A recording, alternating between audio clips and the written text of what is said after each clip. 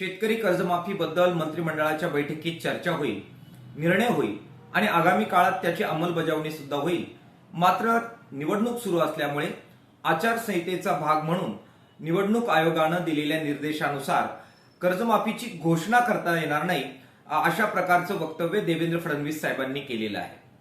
मुळात नव्यानं अशा प्रकारची घोषणा करण्याचं औचित्यच शिल्लक राहिलेलं नाही, कारण राज्य सरकारने यापूर्वीच कर्जमाफीची घोषणा केलेली आहे।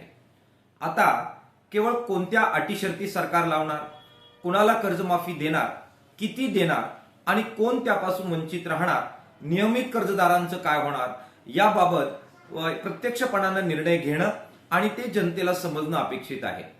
आचारसंहितेच्या आडून हे सगळे निर्णय गुप्त जर ठेवले जाणार असतील, ते जनतेला माहीत न करता सरळ अंमलबजावणी सुरू होणार असेल तर ते चुकीचं होईल।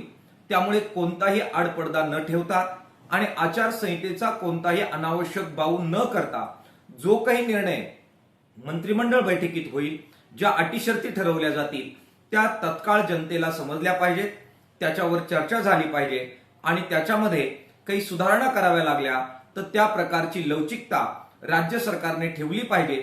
आडपडदा न ठेवता अशा प्रकारची चर्चा झाली पाहिजे।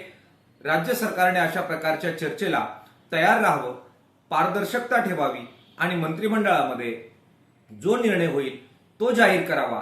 तसेच याबाबत जी समिती गठीत करण्यात आलेली होती तिचा अहवाल सुद्धा सार्वत्रिक करावा आणि त्या आधारावर कोणत्या अटी शर्ती कर्जमाफीसाठी निश्चित केलेल्या आहेत ते सुद्धा जाहीर करावं, अशी मागणी किसान सभेच्या वतीने आम्ही करतो आहोत।